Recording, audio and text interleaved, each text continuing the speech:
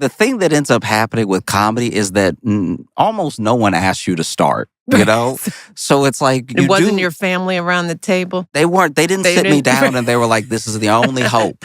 You know what I mean? Like, it's not like playing basketball. Like, basketball is something where it's like, your family might sit you down and be like, listen, you're tall, all right? You're coordinated, and we are in a bad situation, all right? I can't pay the car note. You're going to have to start dunking, all right?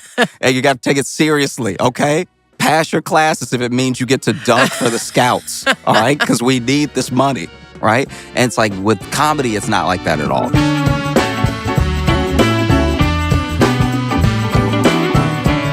This episode is brought to you by Theraflu. Hey, Mr. Blazer. Hey, how are you? You like this blazer? Yeah. Is that new? Your blazer? This blazer has not been worn until today. So does that mean you've had it and you're just now wearing it? I've or had you just it. Never, or is it a brand new purchase? It's brand new, but it's not like I bought it last week. Got it. I should say Kelly.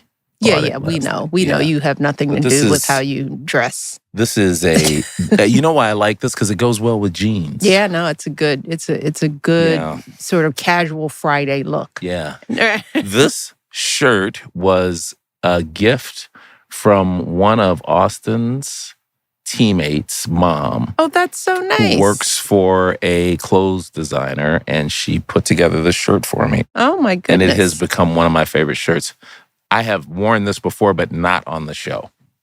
How long have you had your swag? I've had this shirt. I've only got one piece of swag. Okay. I've had this shirt since the summer, and I've been waiting to break it out. Okay. On an episode. So when are we getting IMO swag, team, on a broader note? We can't. It is unauthorized. That's unauthorized swag. Let's authorize it because I like it.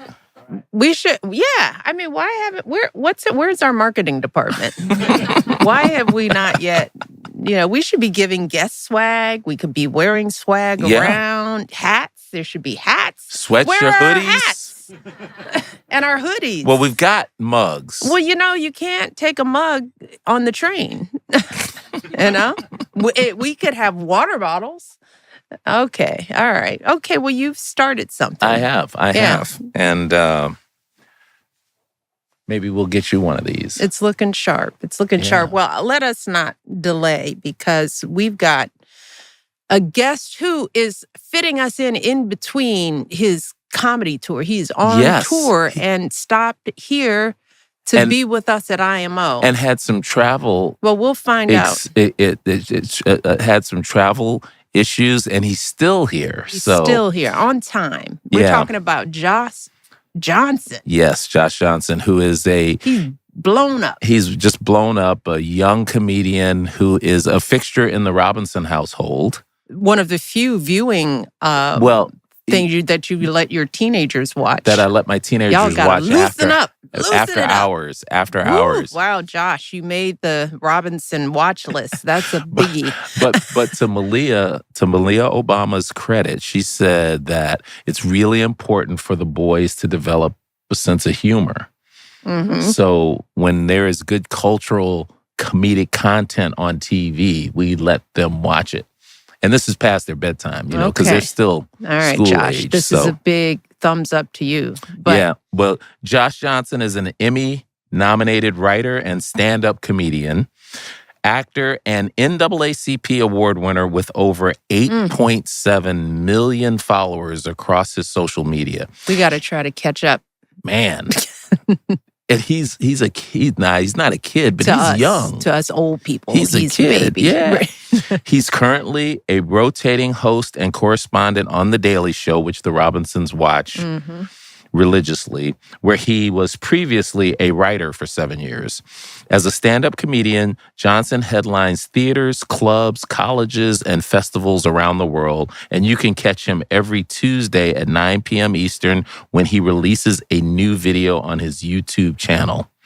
So without any further ado, let's welcome Josh Johnson, hot off the plane. Thank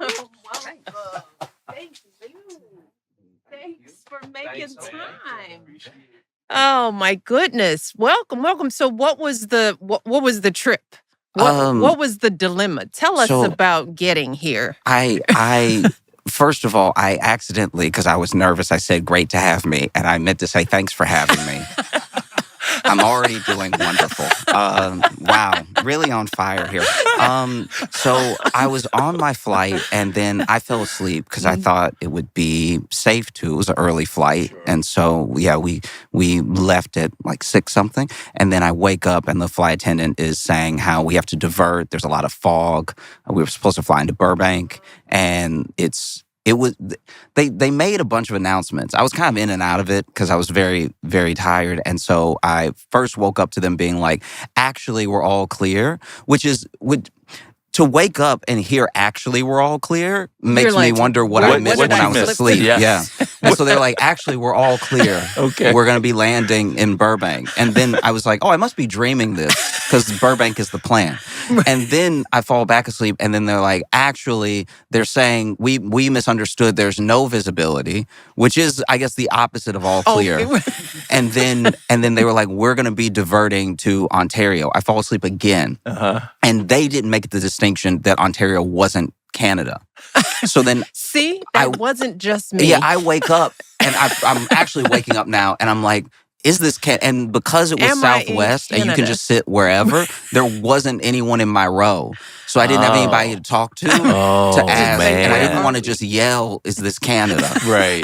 And so then I really tried to hold it together because I knew I had to be somewhere very soon after I landed. And so even as we're touching down, the flight attendant comes on and she's trying to keep it light and make jokes and everything about I know this isn't our intended destination. And it's like when they have a nervous laugh.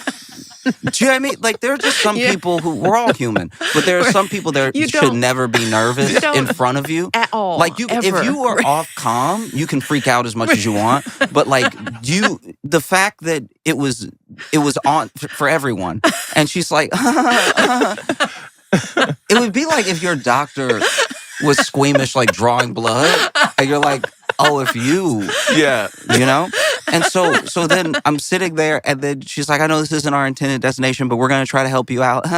and we're going to get somebody on the flight immediately to see if we're going to deplane. And then in my head, I'm like, oh, can they not deplane? Like, then you're a hostage. Yeah. You know what I mean? Yeah, when they don't let you get off. That's crazy. That's ridiculous, right? I've never heard of that. I've never heard of them being like, we're not where we plan to be, but you also can't leave. Yeah. And so then they open the jet bridge and someone comes on and this person is like, I guess the representative gate agent in Ontario. And then she's like, you can deplane if you choose to. We don't know when we'll have visibility to get into Burbank, but this will be on you because it is weather. All right. It's just letting y'all know that now that it's weather. It's like, and it's you gonna pay for all of this? Only in America is someone like, I'm glad y'all are safe, but like money-wise, y'all aren't covered.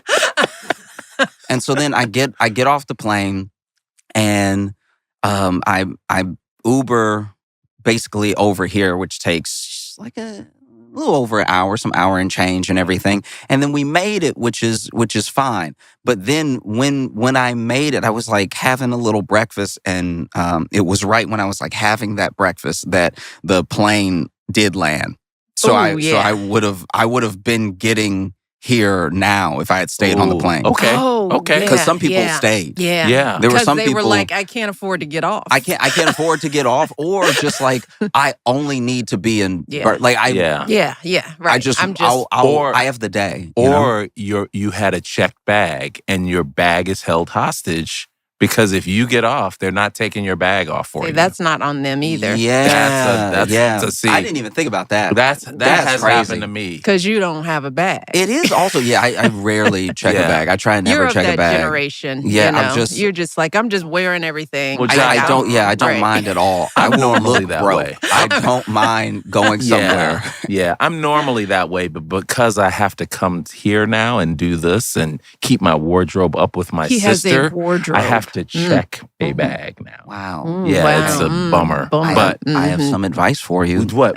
It would help if you wore the same thing every day. See, Josh, And hey, Not up why in, can't I not, do that? Not up in here. Well, you could, but I would talk about you like a See, dog. Yeah, Right. okay, That would fair be enough. the beginning. It's like, oh, it's the gray hoodie again. I did not factor that in with my advice. Josh, in getting to know you through the research and preparing for this, because I only know you from TV, right? But I saw how prolific you are and how hard you work. My dad would say you're like a one-legged man in an ass-kicking contest. And I used to love that metaphor because you can picture a one-legged man lot of actually hops. just Yeah. A lot of hops. Where does that come from in at such a young stage in your development? I mean, I guess some of it is that I talk a lot. I do talk a lot, and that helps. Yeah, that helps a lot. But also, I think I've had this opportunity to really exercise and do everything that I love around stand up, and the fact that sort of sky's the limit, and there's never going to be a point in YouTube where they're like, "Oh, you've uploaded too much," and so. It gives you that room to stretch and to try to test yourself as far as what you want your practice to look like. And everything that you do is sort of like practice for the practice, Mm-hmm. So I want to be better, and I want to, in my own way, since it's art, you're never really going to be able to,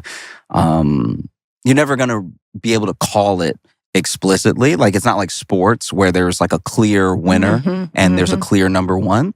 But I know that I want to be the best writer and the best storyteller and everything. And I think that some of it is trying to get there as efficiently as possible. And one of the ways to do that is to create a catalog instead of just like looking back on 9 or 10 specials that are really intentional and really thought out. It's like making an entire catalog that you can look back on and that be your proof to yourself that you were in your own way the sort of best to do it. Like, comedy is so niche for specific tastes that like one best is never going to exist. But if you were the best version of yourself, then you can look back on that catalog and be really happy with everything that you created. And so I think that's the main thing, It's the only thing that I really know how to do that can help, because I'm too squeamish to be a doctor. You are so intentional about your craft, about your life in ways that you don't often see in the business, just thinking about the way you describe thinking about the experience and, just in the tour, you're looking at the seating, you have a notion of how you want people to experience you, your approach to thinking about sharing your craft being story sharing, storytelling. Where does that come from? That intentionality. Intention just comes from knowing that your sort of focus is the thing that is mostly being robbed of us right now. Like you have whether it's screen time or it's just like the fact that Apple tells you is both helpful and hurtful. That they tell you your how screen much time. That's just crazy. Look at yourself. That's insane. Like, if they, I don't know, it's deeply uncomfortable. Yeah. Imagine if a drug dealer Yeah. came to your house and was like, "This is how much you love it. This is how much you love drugs. You can't stop. I bet you won't stop." Because it's like week to week, it only fluctuates by like a little bit. And so to keep telling me, it's like, man, you love drugs. Don't you love drugs? Say you love drugs. I mean, you don't have to. The graph says you love drugs. You can't get enough drugs, can you? And it's like, I'm just sitting there like, what was I even doing? I'm like, I don't know. Yeah. I have no idea what you were doing, but you were on drugs.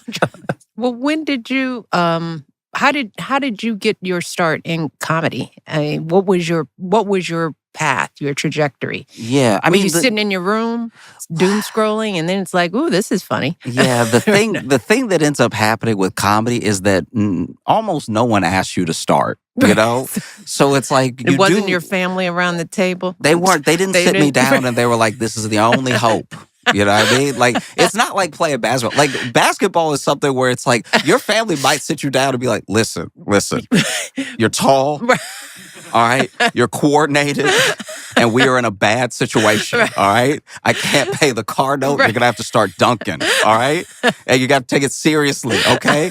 Pass your classes if it means you get to dunk for the scouts, all right? Because we need this money, right? And it's like with comedy, it's not like that at all. In fact, for me, I think the start was just I always enjoyed comedy. I always really loved comedy, and I wanted to do it, but I didn't really realize it could be a job. It was just something that I watched people, and I was like, "That's so funny," and I would tell my mom like jokes or stories that I saw on TV. How old were you when this was when you remember doing this? Since you can remember, Yeah, were I you mean, that kid? I had to be like 8 when I was watching Fantastic. little Yeah. like little clips and stuff like that, and it was it was back when a TV special was a huge deal, Yeah. right? Mhm. So then like Mhm. the only time you could watch it, there was no like on demand for it, Mhm. and so I would just be watching something on Comedy Central. Sometimes I'd watch it with my mom and everything, and so I've always had that deep love for it. And then I moved to Chicago from Louisiana after college to start Mhm. doing comedy. And so I was doing open mics at night, and then I was working during the day. And sometimes I would like work so early in the morning that the mic was like, I'm not gonna sleep. Like I'm gonna have to go to the mic, then get up. Then get up and Mhm. do your life. Yeah. Mhm. And then got to a better situation, got like a different job, and got the most ideal schedule you could ask for as like a working comic. I got a shift that was from 10 a.m. to 6 p.m. Mhm. And from there, I started getting passed at more clubs because it was a lot like a dam breaking. Like anything that you do, especially with like artistic pursuits, there is a sort of snowball effect. And then someone takes a chance on you, it makes someone else more likely to take a chance on you and everything. And so that interest sort of begets more interest and stuff. And so I got passed at pretty much all the clubs in Chicago. And that's when I decided to move to New York because I sort of hit a ceiling and everything.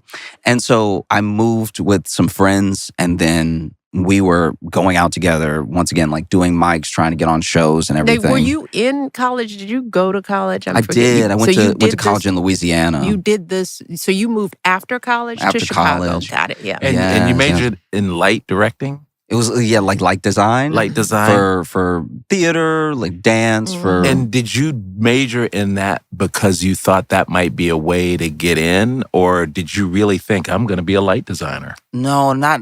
I didn't think it was a way to get in at all. I really didn't know what I was doing. Like I like truly. Yeah, it's like I even design is one of those. Yeah. It's one of those- it's because so the question specific. is really, what were you thinking? Yeah. Yeah, Yeah, what were you thinking? thinking? Because that's specific. It is okay. So at the time when I was doing it, I was like, maybe I could get a job doing this because I was decent. I was like, I had what I would call like a little bit of vision for how to light something in a way that was interesting, and I did enjoy it. But mostly, it was because it felt like something I was drawn to at the time. As soon as I graduated, I was like, I've wasted a ton of money. Like, you know what I mean? Yes. Like I wouldn't give away or trade that Mhm. experience. I just know, whew, if they would give you the bill up front, Yeah. you would be like, all right, then maybe not. Yeah, Do you know what I mean? right. And so that is something that genuinely did happen. Like I graduated and I moved to Chicago to start doing comedy, but also Chicago was one of those secondary markets where you could join a union or get into that sort of like off-Broadway style of design, because there is so much happening in the way of like offbeat production in Mhm. Chicago Yep. that, Yep. you know, I just had a decision to make. Like, am I going to commit to lighting fully and try to like make a name for myself here? Because both things require the same things. They both happen at night, and there's no guarantee of any future work. Mm-hmm. And so I just chose comedy because I enjoyed it more. what were you like as a little boy? I mean, what were you like in school? Were you always this talkative? Were you always talking about something? Was there a shy stage to you? What's your autobiography going to say about you at 8? I was probably annoying. I could see it. You know what I mean? Really? Like I think I was quiet for periods of time. Like I think that whenever I went to, like, let's say I started at a new school, super quiet, super off to myself and everything. And then you make like 2 or 3 friends, and then you start to open up and try to meet more people, make more efforts and everything. I think college was the only time that I really out of the gate tried to make as many friends as possible and meet as many people as possible and have conversations with people and everything. Like that was sort of the coming out of the shell part. But as a kid, yeah, I was very quiet. And like even now, I'm not necessarily super extroverted. Like I try my best to be really open whenever I'm talking to a new person or something like that, and it's a nice thing that helps me open up the fact that people will walk up and say hi and just like start a conversation because they recognize me from somewhere. But yeah, I've always been like introverted enough that it was almost insulting how surprised people were that I did comedy. That's like, Oh, yeah. It was like, because then Yeah. there would be people who you Yes. meet and you'll tell them you do comedy and they've known you for a while, like Right. coworkers Be back like, in Chicago would be like, really? Yeah. But like, because you don't seem I never funny heard at you all. talk. Right. Yeah. What do you even, is it What? like a mime act or Do- something? Like, what do you do? And I'm like, no, I just go up and tell stories. Really? About your life? All right. I mean, if you say so, but seems out of character, you know? And so I don't think I've ever really given the impression of like, that guy Yeah. does yeah. comedy, you know? No. Was there anybody else in your household that was funny, or your parents, or were you the one? Because you're an only child, right? Mhm. So you just who are you talking to at home? Is you talking to yourself, or is your no, I mother was- saying, "Please come sit down"? And I was tell me some talking my things." mom's ear off. You like were. that, like she's a saint. Yeah. I was really, wow, it was a lot. And so I think that really my grandma was the funniest out of everybody. Like she could do great impressions. She was also funny in the way that she would get mad, because sometimes she would get mad about something and it would make you realize you should be mad too. Right. Well, give me an example. Like there was one time we went to this restaurant together, like as a family, and she just saw the prices. And the soup, there was a soup that was, and you got to go back, this is like 96, 97. Okay. And there was a soup that was like $25 or something like that. And she was like, $25 for hot water? Right. And it's like, oh yeah, I guess it is. That's right. I didn't think I of guess, it like that. yeah. I guess no one should. Wow. They really just dipped all this food in hot water and then said that'll be like- 25. That'll be what, a Jackson and a Lincoln? Right. Like that's crazy. That is just wet. And they were like, we did it. It's like it's wet food That's with a little here's- salt in it. Here's your dog food for $25. But only she's mad at it. Like Yeah. everyone else at the table just skipped it. It's like, But she was yeah. like, what? Let's They stop must here. be out of their mind. It's hard to believe that the food is good when they're charging a price like this, because clearly they're crazy in the kitchen to think that they make their wet food expensive.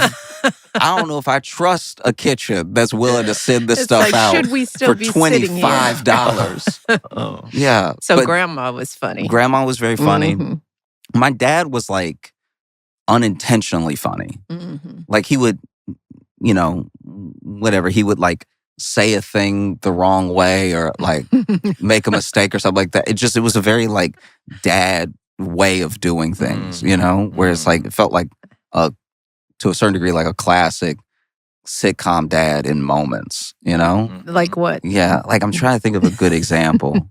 I had a loose tooth, right? So I was, once again, real little, and my tooth was loose, and my dad just like sort of sprung into action. I told him my tooth was loose because I also didn't know what that meant. So I think this was my first loose tooth. So you were And little. so I went up to my dad and I was like, this is It's coming out. clearly I'm Something's going- dying, right? Like this is, I'm coming apart. And so my dad's like, no, don't worry, I got it. He grabs some string and he ties one side of the string to my tooth, one side of the string to the doorknob, but didn't like tell me what the plan was. Oh, Dad. He was So like, the just stand right here. old-fashioned doorknob taking Fully. your tooth out. Fully. He must have seen this on And so TV. then he slammed the door, Mhm. but he put too much string in my mouth. So he didn't measure anything. So we both just watched the door Door slam. slam. There was too much slack. And it wasn't until the door slammed I was like, what did you just try to do to me? It's like put it together in the second the door slammed, I was like, We're yanking this out of my head. so it would be stuff like that where I'm like, That's Well, great. that's just yeah. regular dad stuff. 100%. You just saw the complete humor in it. Yeah, Right. yeah. It's just like, my dad's kind of crazy. But you couldn't even eyeball it. You Could didn't. like we all, even if you don't know what 4 feet looks like or Right. 2 feet, it's like we know distance. Yeah. Yeah. The fact that there was so much slack when you tied it to the doorknob means it wasn't gonna pull anything.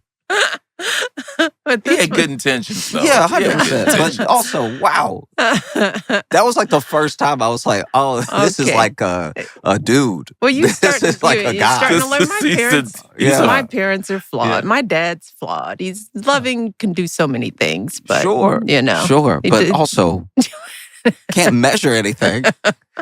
That blew my mind. I was like, I can't tell you how much it changed my view. Because because with your parents, especially when you're little, there is like both an invincibility and Yes. like an omniscience that you just bestow on them because they're the Absolutely. first person you ask questions. That's right. And they usually And you know. went to him for help with the tooth. Because your questions are usually dumb. Hmm So then it's They- easy to answer the question. They have it all. They know so much. And then they finally don't know. And you're like, well, uh-oh.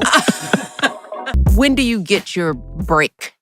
You know, what is that period in your career development where your mother thought Mhm. it's okay if you don't have another job? I think, okay. All in all, I don't know how long ago it really was. It was last because, week. because basically, even when I got hired at Tonight Show, Mhm. you know, because entertainment jobs, for the most part, to your family, either seem like the most money in the world or nothing, or they just don't know. You know, like I have friends who are really successful in writing, and their parents are still like, "Well, we wish you would have been a doctor," sort of thing, right? And so I got hired at Tonight Show, and I think that it was some of my mom even in my head a little bit, because I still did not quit the job at the grocery store right away. I was like, I might be able to do one day on the weekend, just in case, because you never know. Yeah, What if I right. get in the building and then So you don't Jimmy's wanna like, take actually, your apron off Yeah, I and mean, fold it up and turn it yeah, in. You might yeah. not. They You might don't not want to take give you the back. speech Right. early. You know, that'd be terrible. And so I think my mom really got comfortable when, I think it was like when I got hired at Daily Show. Mhm. Yeah, Daily Okay. Show, and not even the first year of Daily Show, because I think for her, I would imagine one job at a show is like another job at a show. But I think once I had been there a little while and she saw that it was really stable and steady, and that I was doing other things on top of it, and I was taking care of myself and everything, then that's when she was like, oh, okay. Like, I think she was always, she was definitely always supportive. It was more just that mom thing of like, I want you to be all right. And I don't want you to do anything rash Yeah. or like dumb or put all your eggs in one basket or something like that. But yeah, I think it was really a couple years into Yeah. Daily Show. Yeah. What was your takeaway from Daily? That whole process, was that new to you? Being on a team? What was it? It was mostly just different. I had been on a show now before, but Uh-huh. it's such a collaborative process, and Yeah. it's such a it's such a great group of people. Like they took me in really, really open and really helpful as I was trying to learn how best to craft things for the show. And so I think that was the biggest change, because when I was at Tonight Show, I was on monologue. And so you're just writing jokes all day, pitching jokes all day and everything. And at Daily Show, it became much more collaborative, and you were part of a team effort that was all coming together to make two really great acts of television. And I was learning more about how to think about television and how to think about what I see in my head that I need to put on the paper to communicate with the person that I won't be in the room with later, to make sure that this thing comes together and have more of a holistic mindset for how a show is made, rather than just pitching my one joke and then it being like life or death if it gets on or not. Like you see how you fit into a piece of the puzzle there. And the people that are there, like, the people who have always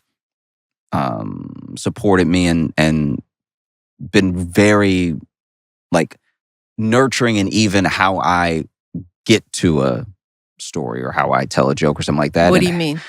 So I think that there are sometimes when you have a political story, especially a story that no one knows anything about, right? So we're going to talk about today what's happening in the Congo. And then as an American audience, you're not necessarily up on what's happening in the Congo. That's so we have to tell you everything that's happening as quickly as possible, and then bring you up to speed so that we can get to the thing that happened that might be funny or is really important or interesting, right? And so I think that there's a way that I try to approach a story, angle by angle, that I think, at least when I look back at it, they were very, once again, nurturing in helping me craft that to be something for the show. So it wasn't just along the side. It was like how we were going to tell some of the story, like a piece of the story. And so that really opened my mind towards, even in my own stand-up, how to talk about something that people had no frame of reference for, and how to make a take and an approach more universal. And so I think that was like integral towards everything that I've been doing. I just like the way you think, because it is true. It's like you're trying to do a lot in a monologue, and then in that little piece of a joke, you've got to set the stage. To even think about that as a craft. We we just think you're just funny. But I appreciate it. I think you're really funny, but I also, to your point, think you're educating people along the way. And it is, I just think about my kids. They learn something from your comedy. And people can learn from your comedy. Does that come from having parents who are educators, or is that intentional, or are you just, this is funny to me, I got to tell this story? I think it's a little bit of both. I think that, to me, I look at the way, like I said before, the way my grandma would tell a story, and how it was very important to her that you knew exactly how the cashier sounded when she said this to her. And then it was also very important. Like there were aspects of the story that were important to her that if you were just telling it straight up, you would leave out, because it wasn't the most direct way there. And then also, my mom was a special ed teacher for years, and then she became a librarian. And so, she would pick me up and after school, and then take me to the library with her a lot of days. And that's how I got like such a love and interest for things that are like really obscure, because you're just in the library in general. And unless somebody checks out the book you were reading yesterday that you decide not to check out, you have that, but you also have all these options, right? And then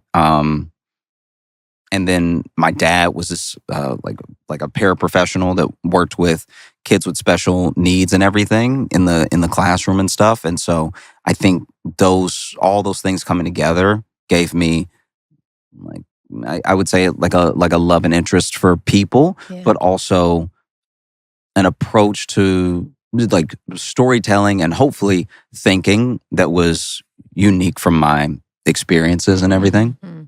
And so I think the people learning something along the way is sometimes incidental from how best I feel like I should cover the thing so that you understand how funny this thing is, if that makes sense.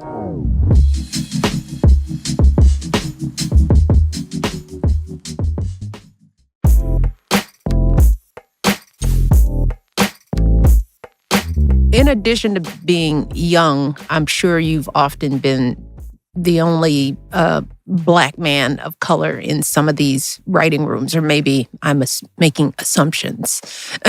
I have before, yeah. So when I joined Daily Show, that's like the most diverse room I had ever been in and everything. But a lot of other entertainment spaces and things that I've done, I was the only Black person. And it is funny because, like, you know, people talk about like DEI and some of these initiatives and everything. And the thing that's always funny to me about the outrage is that y'all already have the number. So there's 100 positions, and we said there's going to be like 8 to 10 that are, you know, not white or not like a male, whatever, right? Then now you have people attacking in all these forms, DEI and the 8 people, right? And they're attacking the 8 people for something that they think that if those 8 people weren't in the way, they would get in. Yes. But the people at the top are like, well, you were never going to get in either. It's like, and so they keep you focused on these 8 slots, whether you are on the outside or whether you feel like you should be inside. There's these 8 slots. Never mind that guy, right? The guy that said, all right, no more, as a white guy, no more white guys. His son gets in. Yes. His son gets in very easily. Yes. And it's not one of the 8. You know what I mean? And so I'm not saying there's enough nepotism to fill 92 slots. I'm just saying that there's a lot of unjust, unfair ends that people have that don't get questioned because we all kept fighting over these 8 slots, you know? Because the belief is that, by some people, the belief is that if it wasn't for these 8 people, I would have got in. Yes, that's which is also a little insane because there were people before they ever had 8 slots, right? When it was just like 100 white slots. There was like the 101st white guy who couldn't get in. So it's like, you might not be able to beat other white people. You probably they probably won't let you because they will keep changing the rules to keep being at the top. Yeah, and so my first realization of that came when I went to Princeton, right? Because I got, applied, but my counselor said, I don't know if you're Princeton material. Even though my brother was there, even though I was a top student, it was like, so it set up this notion that this place is something really special, right? And so I got in and I go and I'm thinking, you go in with the insecurity that I only got here because I was one of the 8. But then I looked around and I saw all kinds of affirmative action that never got discussed, being the kid of an alum, being an athlete, being and you realize that why are we only drilling down on these 8 Black kids that got in, just like you said, when all these other kids got in all kinds of ways that could be considered affirmative action. Yeah. Josh, you alluded to this a little bit when we were talking about YouTube in the beginning, but on your tour, you're about fostering community. Can you talk about that and what that means and how you do it? Yeah. I mean, I look at it as there are a couple ways, depending on the country you're in, probably depends on your approach to it. I think in the U.S., we have made a deep mistake in thinking that all the things that you're supposed to get from community can be optimized and sold to you in a form that's somehow better than just the natural way.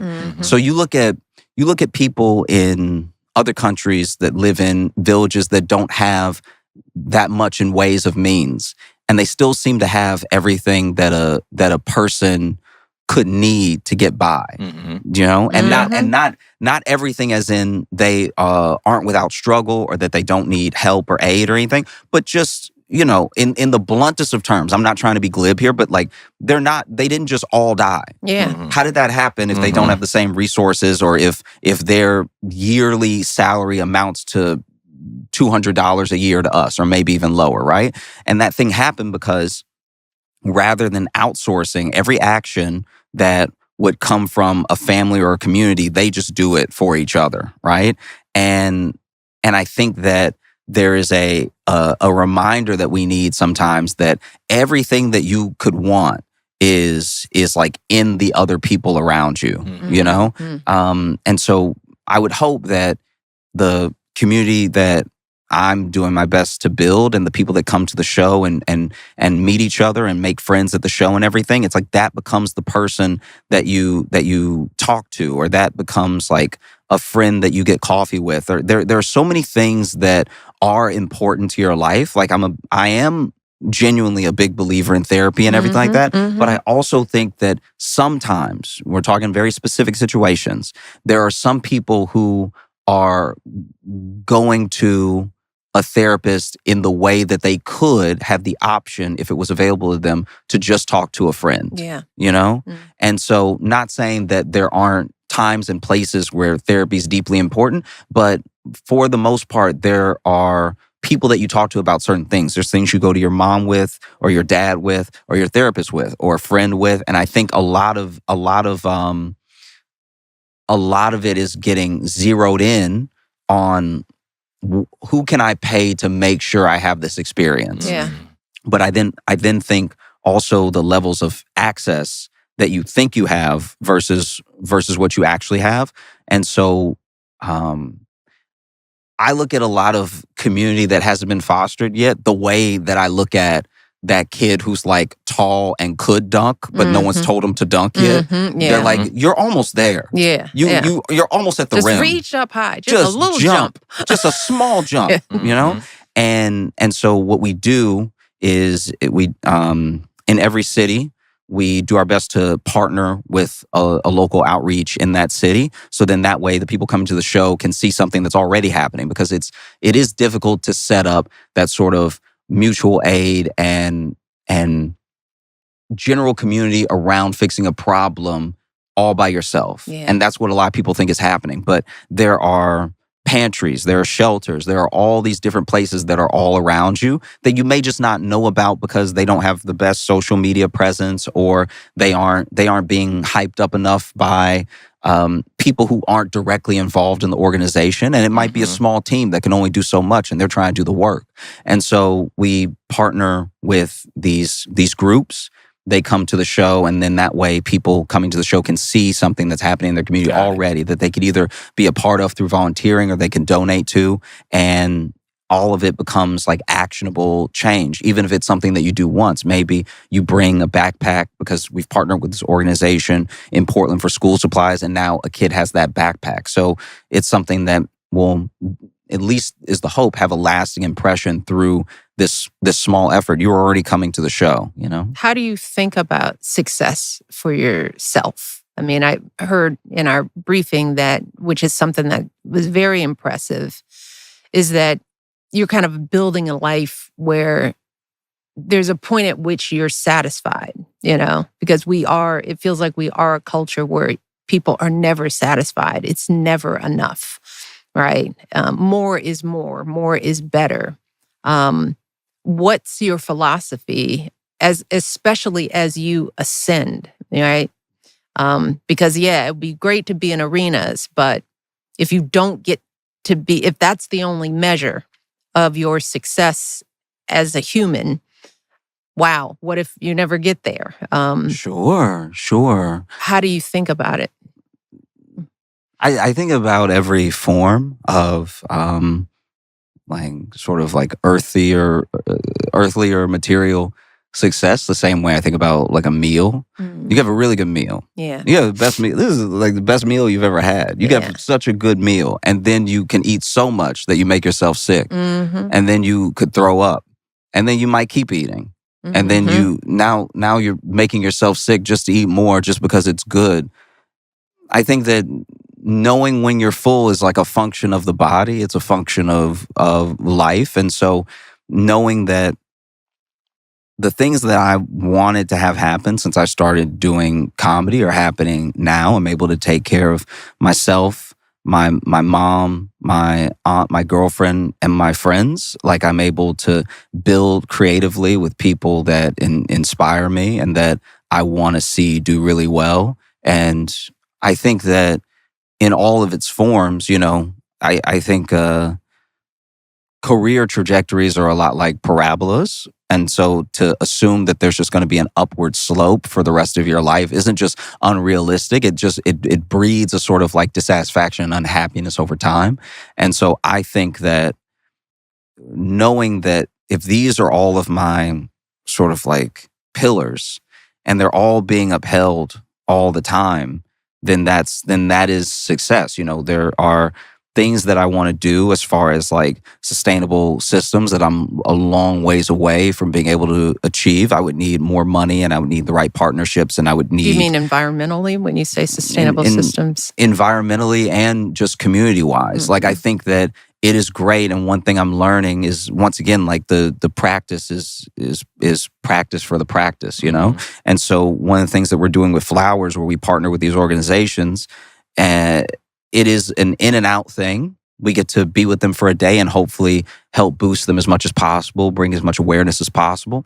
But I would like to be able to identify and build systems to where long after I'm gone, this thing that I left behind is still going. Maybe it is creating a farm that directs all of its crops or most of its crops right to a pantry, and then having maybe that pantry sell one item, and then that one item is the money that goes back to the farm for the next crop. Just things that start to close the loop. Yeah. Real success is real systems. And so I in that way, I feel like I'm just getting started, and I really hope, God willing, that I build up enough to be able to see through to some of those things and closing some of those loops, because it takes like this, what feels like an insurmountable effort by so many people. And so I just want to keep getting bigger and building better from there.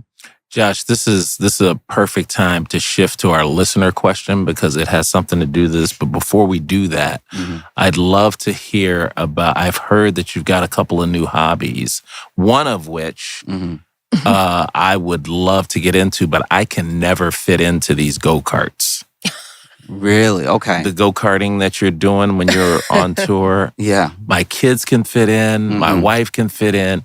But I mean, I got the legs of a 7-footer, so I never can get into them. So please let me live vicariously through your new hobby. Yeah, what a wild problem to have. Do you know how many people wish they were tall? That's wild to be like, I don't have a little body like you. And so I've never been able. I'm with you. I know it was unintentional, but it when people with height ask you little questions, it's a lot like people being like, oh, I got all this money, I can't close my wallet. You ever have that problem? You ever can't close your wallet? It's just tough because I got so much cash in there, so many cards. I got the metal cards too. So, heavy. What a shame! What a shame! I set my own self up for that. No, it's fine. It's basically, I like go-karting because I'm not a good driver. It's how I've practiced driving. I still haven't practiced enough to get in a real car, but I love it. Do you think the go-karting is close to real driving? You think it's getting you ready? Not at all. Not at all. Like that would be terrible to get on the road with that sort of belief. Yeah. And then tell people, it's like, I did K1 racing in Miami, so I'm ready. I'm absolutely ready. And they're like, well, this is a vehicle that could kill someone. So I don't think you are ready. Oh, man. Yeah. So I've been doing go-karts with everybody when we get the opportunity. And then the rest of the time, I've been trying to get better at Rubik's Cubes. Yeah. Why'd you pick Rubik's Cubes? You're just like, I'm going to master this. Master is a strong word. So I'm actually very slow. So I can solve it, but I'm not like a speed cuber. The people can do it in like, yeah. And those are also children. Yeah. So I give myself that's my some slack. 13-year-old, yeah. Yeah, I give okay, I brought a cube with me, so your son's gonna judge me because I'm gonna be so slow. But basically, I look at it as I hadn't learned something in a long time, and this felt like something that there was an infinite amount to learn about. You know, I like Rubik's Cubes a lot, and I like the fact that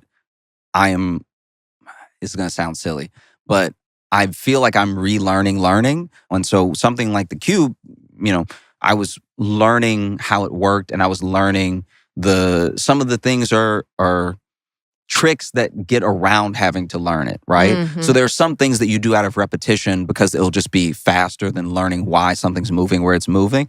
But then when you really understand it, you have now dedicated enough time, and you've put enough effort into whatever that is, the next thing you want to learn and the next thing you want to learn. So it's like a fun hobby in a way to just like So how relearn fast learning. are you?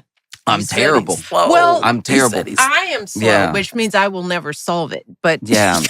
I think so. to me, that's slow. I don't even want to Can tell you you my solve it in fastest time. a session? Like, I you, could solve it now. Yeah, I like could you solve could it. solve it now. Yes, Like I could solve it now. can't, so I consider that really All right. fast. Well, this is what I'll do actually. So I Okay. won't even try to be fast. I'm going to tell Okay. you why I love the cube while I try to solve the cube. Yeah, Okay. yeah. And then that way, would you like to scramble it? Okay. Okay. Here, you scramble it. All right. And so scramble it as much as you want. No matter how much you scramble it, I'll be the same amount of slow. So Okay. don't feel any pressure I feel so much pressure. to set you're me up scrambling it. well. Okay. There you All go. right. All right. So one of the things that I really love about Rubik's Cubes is all of the combinations. There's a lot of chaos whenever you look at a cube, there's a lot that goes into the colors and the sides. I was reading about it because I've been interested for a long time, and I had never really tried to solve it before. And so when I started, I was just reading about all the different combinations, and apparently there are all across the cube 43 quintillion combinations that the cube can be in, right? Oh, man. That is more in seconds. That's more time than we have in a lifetime. Like Yeah. if we all started counting, everyone in this room, we started counting together over the course of our entire lives, we wouldn't hit that number. As best as I understand it. Yeah. You know what I mean? Yeah. Maybe if you got some extra years, you'd be fine. But I didn't even know We have- quintillion was a number. I know. So I missed that I- on the. yeah, You know, in the math class. I stopped school too soon. But the other thing that I learned about that blew my mind is that there is a number. When they were researching, they called it God's number, and it is the number of moves, the shortest number of moves it would take to solve the cube. Oh, Mm. And they found that it was 20. So in all of these Wow. 43 quintillion combinations, there are Mm. 20 moves away is as far as you are from having this scramble solved, this scramble that feels infinite in its Mhm. chaos. And it all gets brought back together in like such a simple number, way. such a simple amount. Yeah. And it also just feels like a little bit of a metaphor for life that these kids do it. Yeah. Like little Yeah. kids do it who Yeah. just see it as simply Mhm. as it is. yeah. Yeah. And it's only us that really complicate it to Yeah. the point of, well, I guess I'll never figure it out. Look at all Right. the possibilities. Yeah. Right. And I think that a child's more likely to look at the 20. But I like See how smooth, I smooth know. he did. He just, It's like I like how you and ended that grab it on out that. of your Oh, hat thank and you. just laid it down. yeah, no, Well, you're brilliant. one day I'll be fast. One Yeah. day, the next time I That's- see y'all, like I said, that's maybe I'll impress your son. Yeah, Maybe because- because I didn't even want to say my time because then my time feels good to me Yeah, because it's yeah. short to me. Mhm. But then you see someone do it in like 6 seconds, yeah, Yeah. yeah. and you're I like, don't- how did your little hands get. Yeah. How do you move You know what I that mean? fast? That's But 'cause that was actually fast, Josh. That's that was what I'm that was saying. that was Yeah, I less than 3 minutes it took you to. Oh, don't say that out loud. Oh, Oh, yeah. no. That was But you oh, were, geez. but you're talking and you're yeah, explaining, yeah, and yeah. you know, So you Okay. could do yeah. it faster. So you can easily, do it faster. Easily. Well, let's get Yeah. to the listener Yeah, question. we digressed here. Sure, sure. But we have a listener question from Caroline in Waco, Texas. Hi, my name is Caroline and I'm 15 years old. I was wondering if y'all had any ideas on how I could make a difference in my community. Places I've tried to volunteer at won't take people my age, and I keep getting turned away from different organizations because a parent has to go with me. My parents work and are not able to volunteer with me for hours on end, even though they would like to. I have a desire to help my community, but I'm running out of ideas. Do y'all have any? Thank you so much. Love your podcast. See, this sounds right up your alley. You travel in the country. Sure. I mean, I think that one of the things that can happen whenever there isn't a position already created, there isn't a position already in place for someone, especially because of how young you are, you need a parent with you or something like that. The next thing to do is sort of create that position for yourself. There are ways of creating a position out of a need that still doesn't fall into the place of like, I need my parents to take me and I have to be there.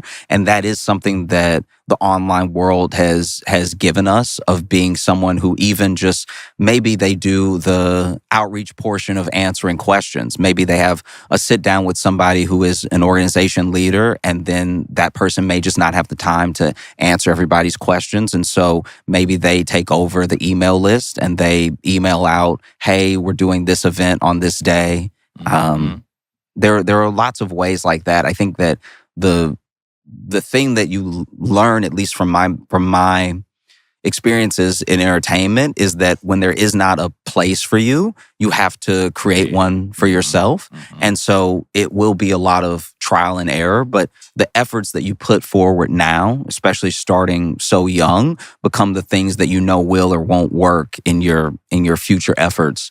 And so I think that making that thing for yourself is perfect practice for filling the gaps and solving the problems that the adults haven't figured out yet, you know? Because an adult, like, you would think, I mean, I'm not coming down on any of these organizations, but you would hope that every organization, no matter who you are or how old you are, like, has something of like, you can do this. And the fact that they haven't done that means that they are either running ragged to the point of just being too busy to think about that sort of thing, or they haven't grown enough yet to have a position for everybody that wants to get involved. And so that is also part of what it means to bring about a new position and fulfill it yourself.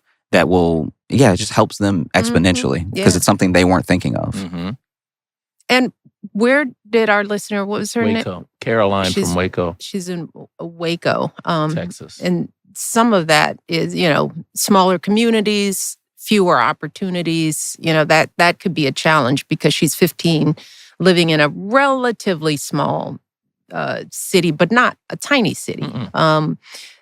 So I would want to make sure that she is checking some boxes that aren't obvious. I mean, nowadays, most public schools high schools have community service requirements, opportunities. I'd want to make sure that she actually has checked in her surroundings, Have you really gone to school and talked to your teachers, your principals? Because maybe she's a freshman, maybe it's her first year. If she's 15, maybe she's in 15, she should be in high school, right?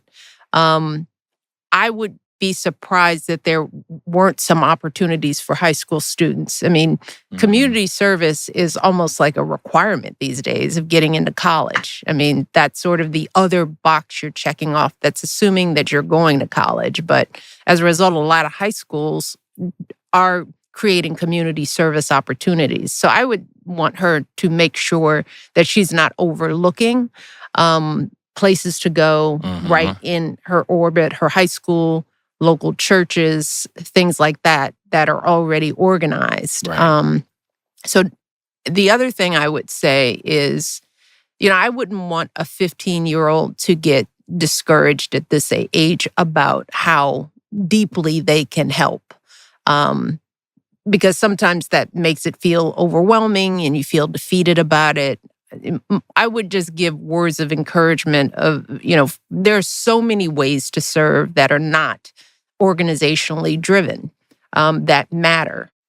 All right, Caroline, she's got some good options here. First, we've got from Josh, create your own position to fill a gap. I like that. right? If you can, that's a good one. And then we've got check in with your school, check in with your churches, check in with social organizations that are right there that are set up to have kids be volunteers. But most of all, don't get discouraged. I think that's the biggest thing that both of you are saying is that just keep trying. Well, hopefully that's a good start for Caroline, little Miss 15-year-old. Josh, it's great to have you here. I mean, thank you. Thanks for having me. Yeah, your brain is an amazing. It's an amazing thing that you've got in your head. Thank you. I appreciate you. It's so nice to meet y'all, like in person as well. You know. But before we go, I wanted to just know just some hot takes, your takes on some things that are happening in the world. I mean, what's got you, feeling away? And look, I'm watching the news just like you. I'm living it. I'm just curious to know what's brewing in there as you look at the world. There's Diddy out there these days. We talked about DEI. We talked about, we've got a president that, is, I'll leave it at that.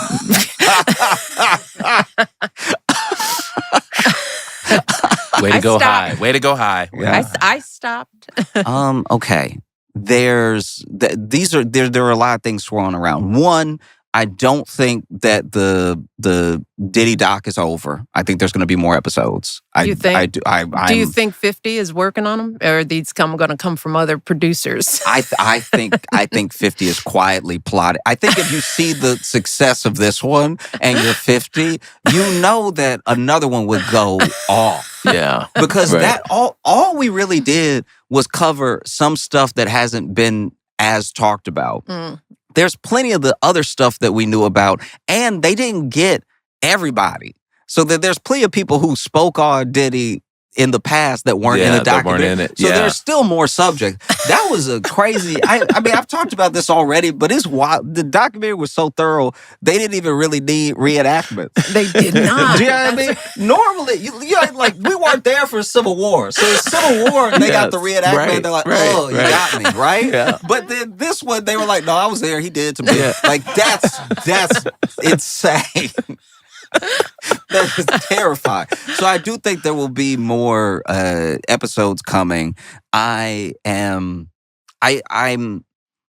won't necessarily say that I have any real designs on what's going to happen in 2026 midterms wise, but I do know, and I've had conversations with friends about this, that like more so than any sort of like blue wave, I think that people genuinely, as corny as it may sound, they need like a new wave. Like I think you see the success of Zoran, you see the success of people who have won these special elections and small races and everything, and you see that what they were running on was something that wasn't just I'm not Trump. And so do you think that our democracy is broken? I mean, a lot of people this was part of this election, change. It wasn't just change. It's like, let's tear it up.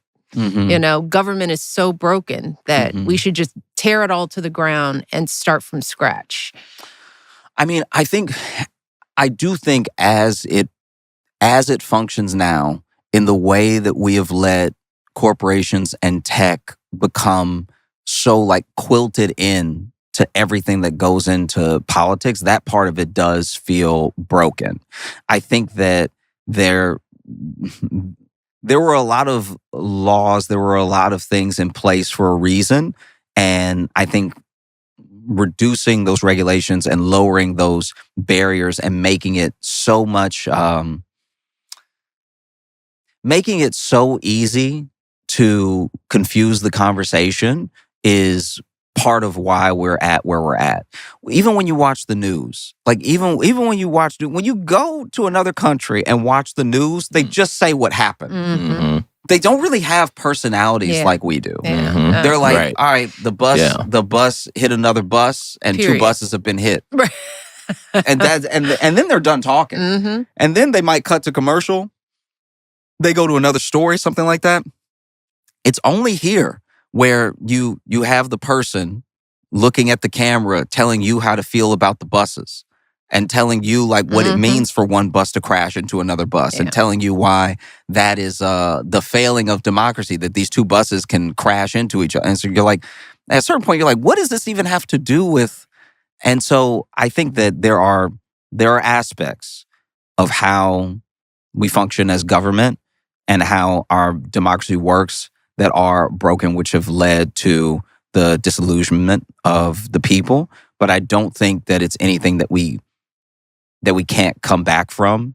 I think that there just need to be more, this is like probably not the most charitable way to put it, but there just need to be more spines all around. I think that there's a lot of like Dems consistently fail to capitalize on some of the just pure L's that Republicans take. And that's what I mean about like a new wave. I think that at a certain point, you need to either make room for or start nurturing the people who actually see the vision in a different way. Like these institutions are, they are fragile and they exist in so much as we are willing to protect them. And so if the people that are supposed to be standing guard aren't willing to do that, then it's a lot like speeding. It's like, you're not supposed to do it, but I guess if you don't get caught, it's fine, Well, the beauty of who you are and how you're showing up in the world is that you're doing comedy with spine and with information. And we're at a stage in life where, you kind of have to fool people into eating their vegetables. Sure.